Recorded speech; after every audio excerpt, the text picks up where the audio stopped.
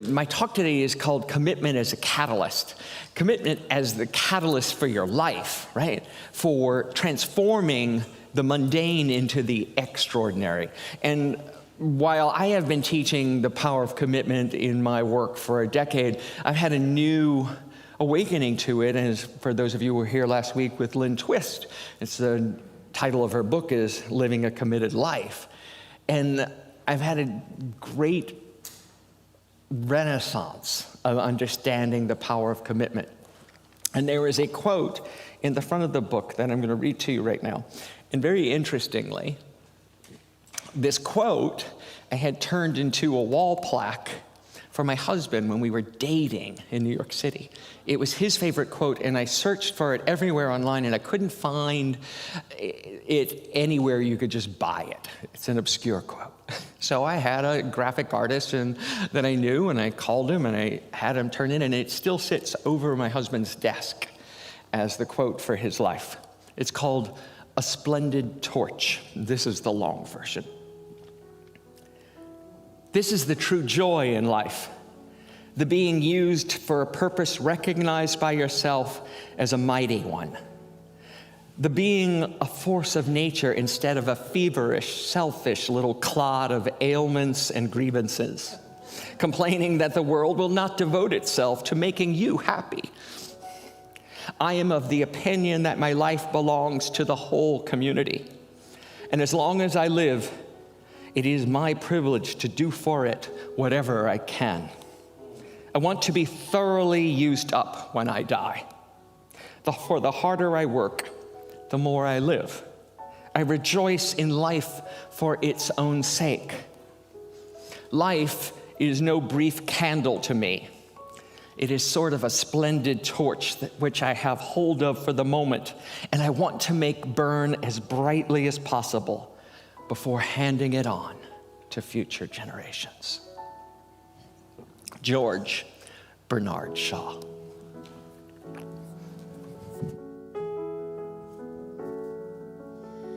Everything has its season, everything has its time.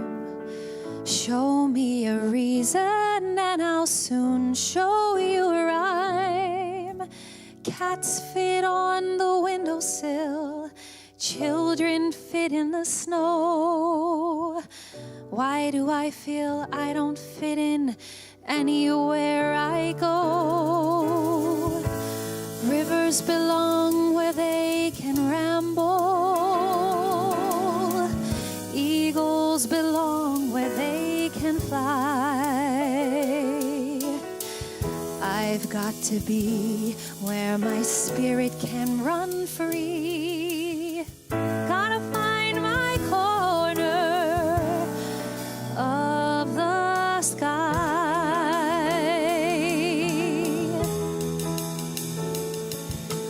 Everyone has their daydreams, everyone has their goals. People like the way dreams have of sticking to the soul. Thunderclouds have their lightning, nightingales have their song. And don't you see, I want my life to be something more than long. Rivers belong where they can ramble.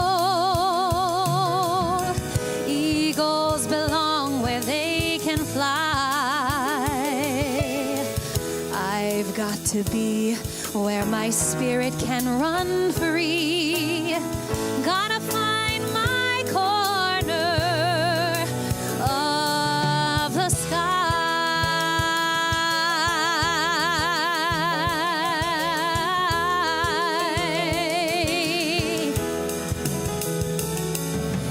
Many of us seem destined to settle for something small, but I won't rest until I know I'll have it all. So don't ask where I'm going, just listen when I'm gone.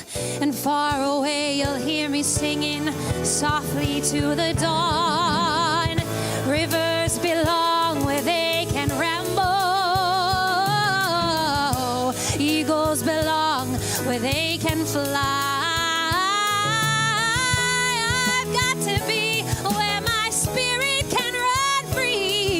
I've got to find my corner of the sky.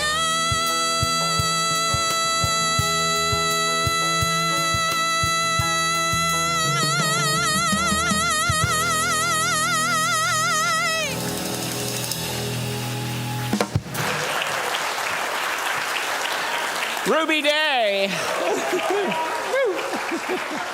Thank you, sweetie. Whew.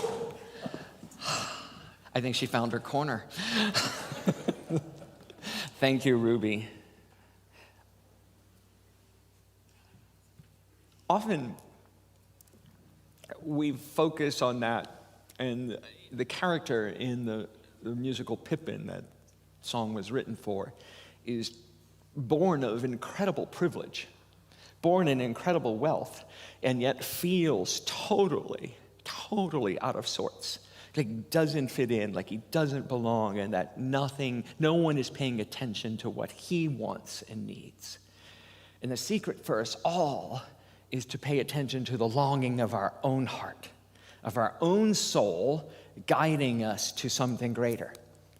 And yet, often, we have internalized and incorporated all those voices that say can't, shouldn't, don't take too much, leave stuff for other people. Who do you think you are? Well, you are a magnificent expression of divine life. Your pretending that you're not is not of service to the world. You are beautiful and perfect exactly the way you are. And that longing of your soul is spirit itself. Spirit, Buddha, God, Jesus, whatever you want to call it. We sang that last week. It's all the same thing. It is the pull of the universe trying to tell you that there is something more than you've experienced right now. No matter whether you're 8 or 80, that does not go away. And that's the great joy of life, is that there is something we are here for that is bigger than our own personal needs and our own personal journey. You know, we think commitment is sometimes about personal commitment to another individual. We think of marriage and relationships as commitment. And yes, there's a huge aspect of that, but it is reflective of a larger commitment. For those of you who have been in long-term relationships or in one right now, you know that you fall in love with who you think the person is. And then you have to fall in love with who they really are. Right? If that's how you're going to stay committed in this relationship. And you have to stay committed to be in love with yourself in that and know who you are and who you really are, not what your parents told you should be, not what the society tells you you should be, but to step out unapologetically inclusive and be truly what your soul needs to be in this life. And that is scary, because we have all, and I don't care how evolved we are, we're on this planet, we have all made compromises to fit in. We have all made adjustments to our life, to our persona, so that we can get along and play well with others. And I'm not saying you shouldn't, especially here. I really want you to play well with others. Right? It's like I'm really grateful there's not a lot of talk back at me right now. Right? We're all playing by the rules. But on some level, that cooperation in our life wears us down. And so the secret sometimes to commitment is finding how to be committed to something larger than our own personal goals, so that we are expansive rather than diminished by it, right? That the goals and the commitments we make expand our presence in the world, not reduce it. To find a place where your spirit can run free. To find a place where your wisdom, your knowledge, your life's experiences are honored and celebrated. And this is a personal and global journey. There's not a person on the planet who isn't experiencing this. Lynn, in her book, talks about it this way. A bold, audacious commitment can shape your every action you take. It is not a decision and not merely an agreement. It becomes the context of your life. When I left my life in New York and decided to go to ministerial school and then actually got ordained. So this was my compromise. This is my playing small. I went to ministerial school because I just liked to study. Right? I wasn't sure I was going to be a minister. Right? I say that out loud now and go, who was I kidding? Right? This was what I was called to do, but I couldn't admit it. It sounded too bold and audacious to say, I want to be a minister. I want to stand up in front of a group of people and talk about these spiritual things. I want to sit with people and counsel them so that we can all find a way through this together. I want to be a change agent. I am a change agent. That is my whole identity, because you know I change everything here all the time. If you get comfortable, I'll change it, because change is good. Right?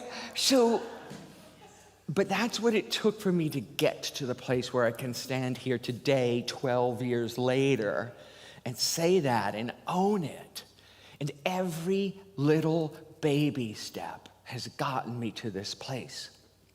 And it's not just true for me, it's true for you, and it's true for some of the greatest minds and thinkers on the planet. Right? Our founding fathers had a vision for what the world could be unbridled by monarchy. And they came together at great personal risk and signed a Declaration of Independence. And they created a nation that we get to curate today. But they didn't know how it was going to go or how it was going to end up. But they took a bold, audacious step and created something that we get to live into today and further and refine. Was it perfect? Hell no. We all know that. We'll get to that in a minute. Trust me. But they did it, and they created something that we could build upon. And it was radical. But they had committed. Once they signed their names on that paper, there was no going back. What are you signing your name to today? That is that bold, that is that scary, that is that important. Are we letting everyone else do that for us? Right? How can we commit to something greater than ourselves today? Abraham Lincoln knew that this nation that the founding fathers had built was out of alignment, out of integrity, and said, no, this union shall not stand in this way. You will not take your toys and run off and subjugate other people. You have signed a commitment to be part of this nation, and it will be one nation under God with freedom for all people. A bold, audacious step in signing the Emancipation Proclamation. Was it complete? Was it whole? Did it solve everything? Hell no. But where would we be without it? Right? Where would we be without the courage to take what is and move it to what could be? Right? Mahatma Gandhi, when he stood up and said the British will leave India, there was no way that was happening. Right? Just like our founding fathers, he was fighting the greatest superpower on earth. And he said the British will leave because India will be independent and free. And he did so by the power and the force of love. That is a commitment that baffles my mind. Baffles my mind, but I am so grateful for it. And what an example to live into. JFK said, we will go to the moon and we will do it in this decade. He didn't say, we're going to try and go to the moon and we'll see when it happens. Right? Because then it wouldn't have happened, right? Because he knew the bureaucracy, the status quo, the difficulty would consume the energy. He made a bold, audacious statement and said, we will go to the moon and we will do it in this decade. And then Providence, the universe, conspired to come together and put a man on the moon in a decade. We are still all living in the benefits of that dream, that vision. And JFK lives on despite people trying to squelch him. That dream has ripples in our life. MLK, Reverend Martin Luther King Jr., Reverend Dr. Martin Luther King Jr., had a dream, had a vision, not only for what this country could be, but what every soul could contribute when everyone was allowed to participate. And that dream has yet to be fully fulfilled in this country, but again, he didn't let that stop him from holding it, from making a bold and outrageous claim that we should all follow. His example has led to countless examples here in California. The Compton riots and the Stonewall riots in New York were based on that in 1966 and 1968. Coming out of the civil rights movement, our drag queens and our transgender brothers and sisters all stood up. The power of those marginalized and oppressed people to say, no, we will not tolerate this anymore. We are human beings in our full glory and expression, and we will rise up, we will be seen, and we will have our equal rights. That is commitment. That is the power of what we can personally do. Each and every one of you are the inheritors of this legacy. And countless others. I could go on for hours of how people are doing that right here and right now today. I won't go on for hours, though, I promise you. But it is just incredible to me that we, me included, say, I can't. I'm just one person. They were all just one person, standing in their truth and their authority, standing in their divinity and making a difference in the world. Ordinary people become extraordinary when they take a stand for a purpose larger than themselves. Lynn Twist. Each and every one of you can take a stand for something larger than yourself. But often we have this fear, this rationalization that I need to see how it's all going to work out before I take the first step forward, right? We have this idea that we need to know how it's going to go. Well, I can tell you it's going to go badly. The first steps always do. I watched my children learn how to walk. The first steps are awkward and horrible. It's going to be difficult along the road. But that doesn't mean the road's not worth taking. We never know what it's going to be like. Back to our personal relationships. Back to falling in love again with the person we made a commitment to. I know that JD and I have gotten to the point of 17 years of marriage now, 20 years of knowing each other, and 17 years of marriage, where we see each other clearly and have made a commitment to stay no matter what.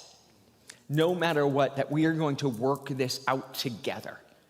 Now, whether it's a personal relationship you're doing that in, whether it's a family relationship, as I was talking to someone earlier, I am having a difficult experience with my sister around my mom's death and memorial service. And I am in it for the long haul. I have known this person my entire life. I was on the planet when she was born, and I am not giving up on the relationship. That doesn't mean I don't have boundaries. It doesn't mean I don't stand for what I believe in. But I don't feel that my way is the only way. And I don't feel that I am always right. I'm not. As JD will tell you, I'm frequently wrong. But committed to a purpose larger than myself. My family is larger than me. This spiritual community is larger than me. It existed before I came here. It'll exist after I leave. Leave the planet or leave this community, whichever one it is. It will continue to grow and expand. It is up to each and every one of us to do that in our lives. And part of the reason I know I can do that is because of endearing faith. I have a faith that everything always works out for the best. I'll skip. Albert Einstein has been credited with this statement. I don't know if he really said it, but let's say Einstein said it, right? The most important decision we make is whether we believe we live in a friendly or hostile universe. And the reason that's so important is because our belief is what changes everything. If we believe the universe is conspiring for our highest and best, we will find evidence of it. If we believe the world is a hostile and dangerous place, we will contract. We will make sure we are protected. As Lynn talked about last week, we will hoard. We'll make sure that we get enough and that we're taken care of before we have any generosity for anyone else. But if we believe that the universe is truly a friendly place, we give generously. We move out. We take risks. And so this understanding of our own belief is incredibly important to us to understand how we interact in the world, what our personality leads us to do. And I've shared this quote again years ago, and I've had people argue with me over it. Well, what if you believe the world is just neutral? And I said, then that's what you're going to get. A neutral world where nothing matters, right? And we've all had friends like that. We've all been that person, right? It's all just fine. Everything's okay, right? And we'll see what the day brings. Well, I have faith that the universe is conspiring for the highest and the best. I have faith that each and every one of you have within you that knowing, that wisdom, that connection to source, so that your words, your expression, your insights are incredibly valuable to my good, to the good of this whole community. And when I can step out and move and make my choices in life, knowing that, I lead a more fulfilling and happy life. So it's up to you. Happy, the universe is conspiring for you, the universe is conspiring against you, or the universe is just damn neutral and doesn't give a damn about you. Right? It just is what it is. Wow.